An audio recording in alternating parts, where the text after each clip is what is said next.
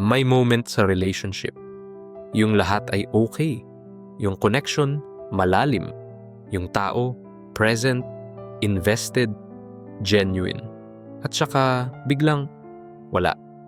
Distance. Cold. Parang may pader na biglang tumayo na hindi mo nakita kung kailan. Parang ang tao na dati ay nandyan, ngayon, malayo na. Hindi physically, pero emotionally gone. At ang tanong, bakit? Kailan nangyari yun? Ano ang nagbago? Napansin mo na ba yung mga taong ganyan? Yung okay sila sa simula. Yung sweet.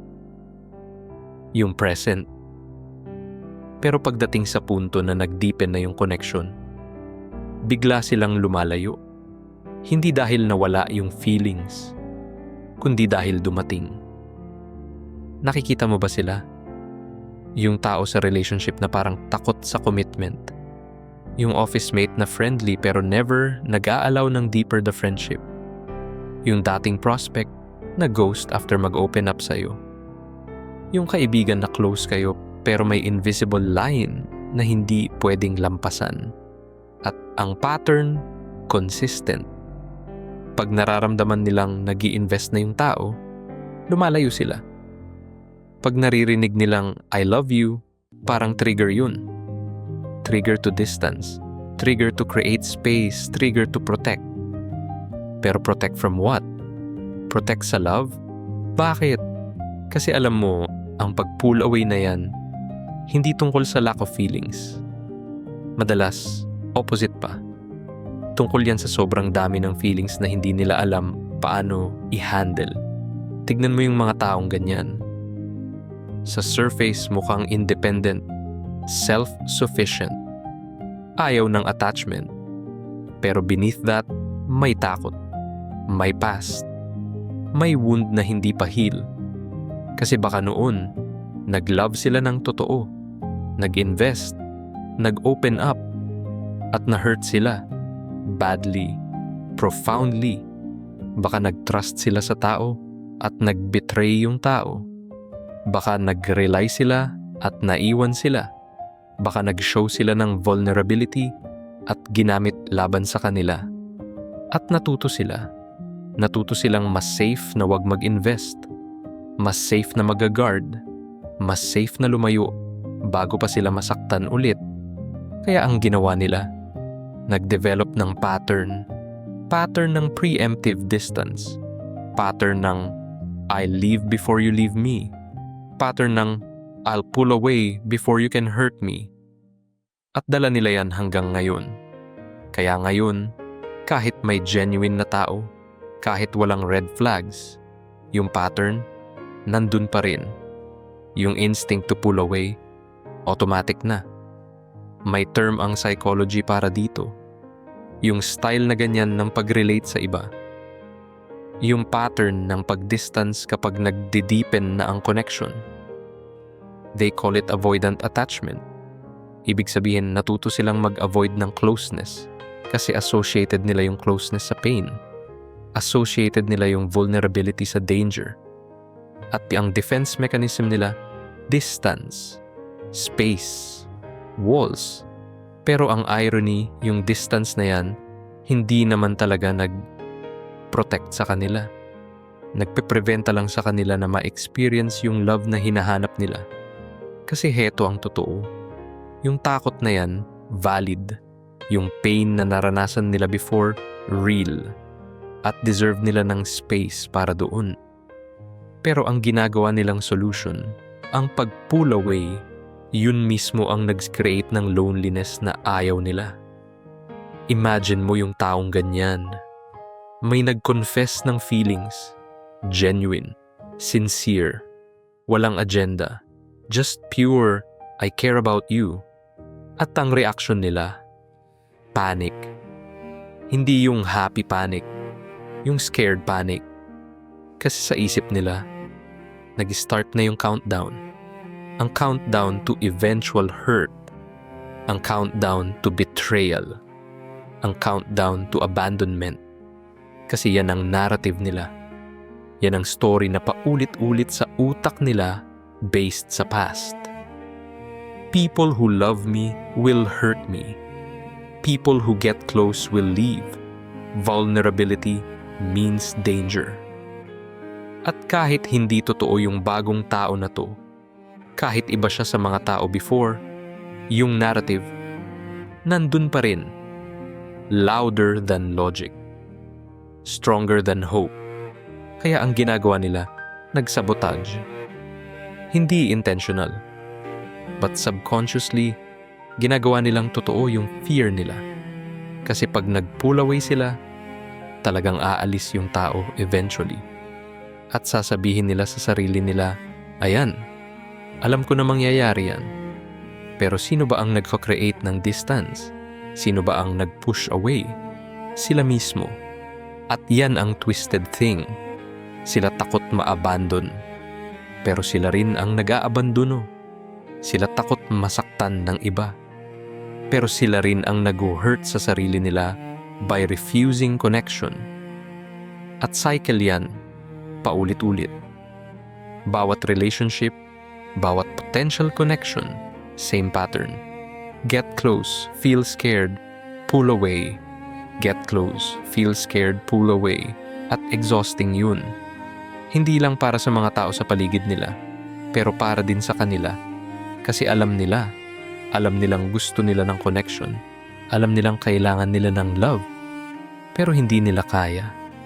Kasi mas matimbang yung takot. Pero heto pa yung deeper truth.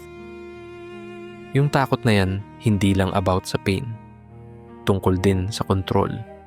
Kasi pag nag-love ka, nawalan ka ng control. Nawalan ka ng guarantee. Nawalan ka ng assurance na safe ka. At para sa mga taong ganyan, yung loss of control, terrifying.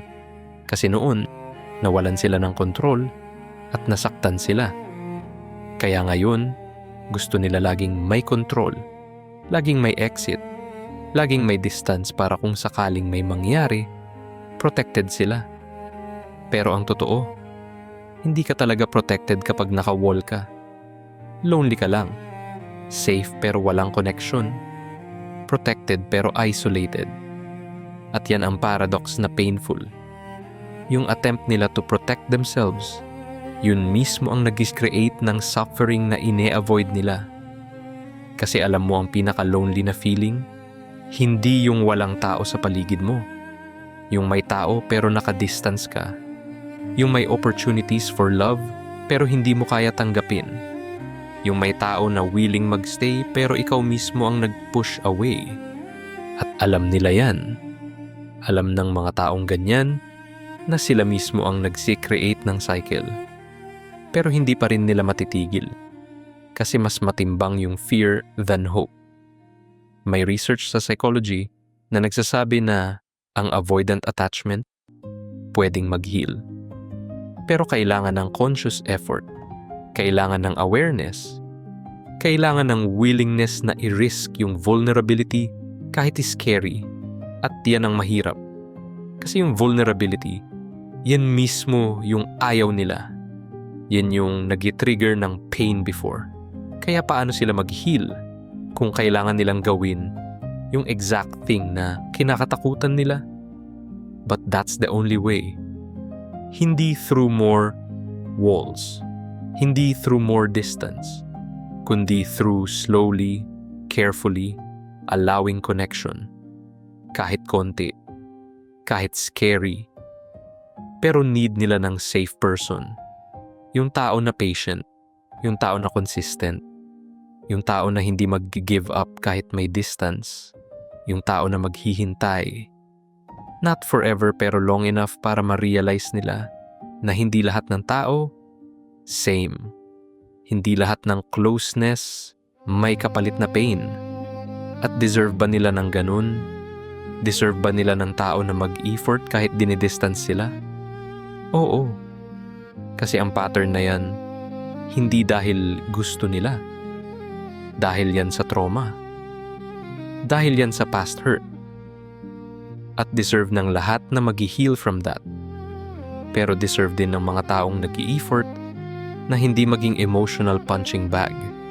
Deserve din nilang i-assess kung willing ba talaga yung tao mag-work on themselves or stuck pa sa cycle. Kasi love is not enough kung walang willingness to heal. Love is not enough kung lagi kang lumalayo. Love is not enough kung hindi ka willing i-risk yung vulnerability. At yan ang reality na kailangan nilang tanggapin. Na deserve nila ng love, pero kailangan din nilang gawin yung part nila. Ang part na mag-stay kahit takot. Ang part na mag-open kahit scary. Ang part na i-challenge yung narrative na lahat ng closeness ay dangerous. Kasi hindi totoo yun. Hindi lahat ng love ay may kapalit na betrayal.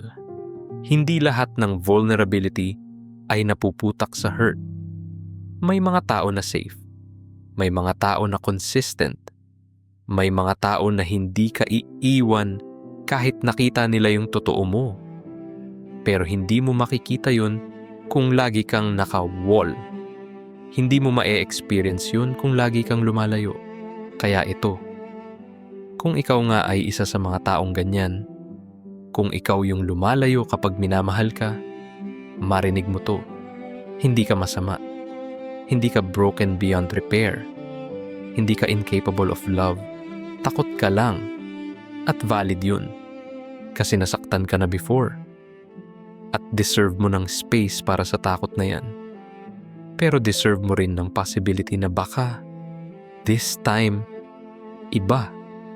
Baka itong tao, hindi ka sasaktan. Baka itong connection, safe. Hindi guarantee yun.